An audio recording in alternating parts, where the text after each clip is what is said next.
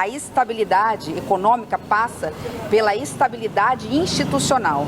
Portanto, entendemos na figura do presidente Rodrigo Pacheco a figura de um presidente capaz, em harmonia com os demais poderes, de garantir, como presidente do Congresso Nacional reeleito, essa harmonia necessária. Sem isso, não dá para falar em baixar a taxa de juros de 13,75, não dá para falar em garantir uma inflação mais baixa, em crescimento econômico, em geração de emprego e renda e qualidade dos serviços públicos. Democracia é o grande guarda-chuva. Então, por conta disso, sim, eu estou em plena campanha, como disse, no horário de almoço, porque nos demais horários eu sou ministra de Estado. Uma das medidas anunciadas pelo senhor naquele pacote recente é o voto de desempate do CARF voltando ao governo. E grandes empresas, inclusive bancos, são contra essa medida, estão tentando adiar o julgamento até que seja votado no Congresso. Fernando Haddad, Simone Tebet e Fernando Haddad juntos. Natural, né? Eu gostaria também de julgar os meus próprios casos, né? Como todas as empresas estão fazendo hoje. Mas, sinceramente, é uma vergonha o que está acontecendo no CARF. Não existe nenhum país do mundo com esse sistema de solução de litígio administrativo. Nenhum país do mundo. Eu desafio qualquer pessoa a me apresentar um sistema que se aproxime do que é o CARF, do que era o CARF até a medida provisória ter sido editada. Desafio. Isso também foi tema da reunião hoje? Não, não foi. É curioso, né? Porque ninguém fala diretamente comigo sobre esse assunto. Ninguém fala comigo sobre esse assunto. Porque não tem como justificar uma coisa dessa. Não tem nenhum país da OCDE com esse sistema. Não tem nenhum país do G20 com esse sistema. Eu estou aqui na presença de tantos jornalistas, me investiguem. Fala assim, ó, ministro Haddad, achamos aqui um caso de um país que adota um modelo parecido com o que era o CARF. Não existe, simplesmente porque é impossível o próprio contribuinte julgar um auto de infração como é o que está acontecendo. E nós não estamos falando de milhares de empresas, nós estamos falando de 20, 30 empresas que estão se beneficiando do empate pró-contribuinte com as teses mais absurdas, a ponto de desafiar a jurisprudência firmada do Superior Tribunal de Justiça e do Supremo Tribunal Federal. Como é que um órgão administrativo pode reverter uma decisão do Supremo Tribunal Federal? Que é um colegiado com 11 ministros. E um órgão administrativo paritário desafia uma jurisprudência firmada do Supremo Tribunal Federal e alguém vem me dizer que isso é normal?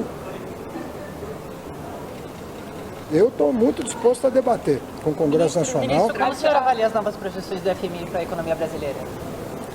Olha, tem banco fazendo projeção para cima, né? Você está me perguntando de alguém que está fazendo projeção para baixo, mas tem banco que ontem... para cima, do ano que vem para baixo. Não, é alguém importante, né? É o FMI. Não, mas os bancos brasileiros também fazem projeção. E fizeram projeção, todos estão aumentando de 1 para 1,5 para 1,7 o crescimento econômico do Brasil esse ano. Mas também em janeiro, gente. E depende da política econômica também, que está em curso. Agora, ministro, a remuneração dos combustíveis, ela de fato acaba agora em janeiro? A medida provisória vai acaba em fevereiro. até...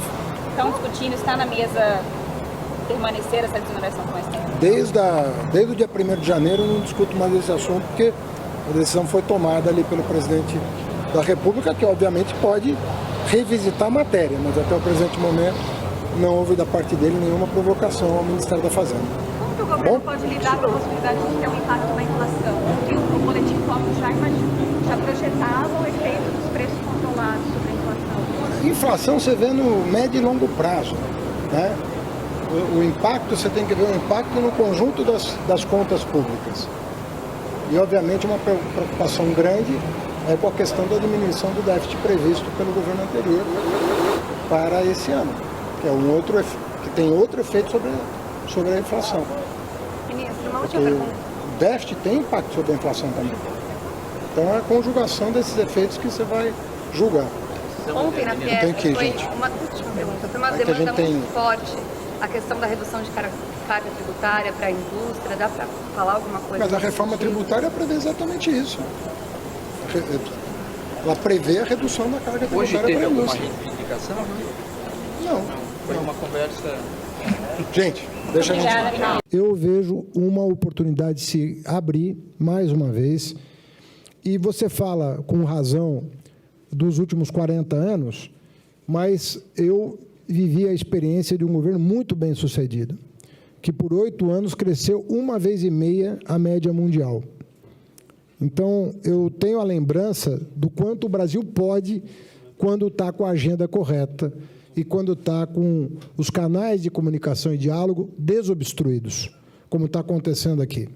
Então, eu vejo uma enorme oportunidade, primeiro na agenda fiscal, que vem a ser o quê? Aprovar a reforma tributária, aprovar o novo arcabouço fiscal, que já vai pacificar o Brasil num fronte delicado. Vocês sabem que, me perdoem a palavra, mas a pressão é diária em relação a isso.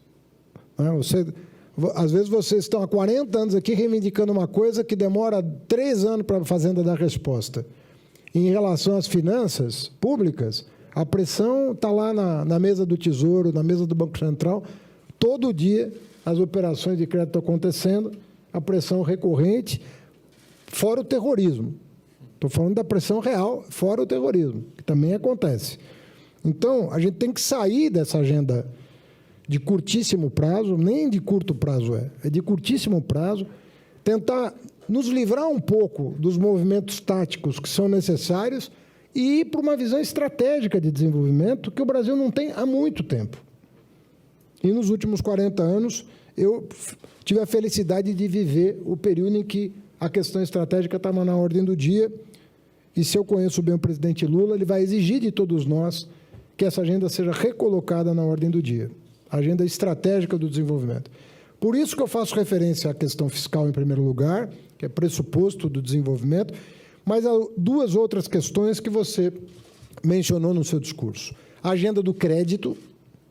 Então, nós temos muito o que fazer em relação ao crédito no Brasil. Antes de vir para cá, fiz 1h30 de reunião com o presidente do Banco Central. Vamos desengavetar todas as iniciativas do Banco Central que estavam paralisadas dentro do Executivo. Já me comprometi com ele a endereçar a agenda de reformas no sistema de crédito para melhorar o ambiente de crédito no Brasil. É óbvio que temos aí a questão da Selic, que é uma trava para todos nós. Você pode diminuir spread, melhorar sistema de garantias, mas a Selic sempre vai ser um obstáculo a uma redução consistente e à democratização dos juros do crédito no Brasil, redução dos juros e democratização do crédito, mas nós sabemos o potencial que isso teria na economia brasileira. Então, nós vamos abraçar a agenda de crédito. Sei também do estudo que FEBRABAN e Fiesp estão fazendo e vão nos entregar para a diminuição dos spreads no Brasil. Temos todo o interesse. Lembrando que houve avanços que precisam ser mencionados no sentido de aumentar a concorrência bancária, e isso tem surtido efeito. Vejo com bons olhos os novos instrumentos disponíveis, desde as fintechs até as cooperativas de crédito, que têm alcançado bons resultados. Saímos aí de uma concentração de 80% para 70% do crédito no Brasil. Ainda é muito, mas já mostra um vigor no sentido da concorrência bancária em torno da oferta de crédito no Brasil.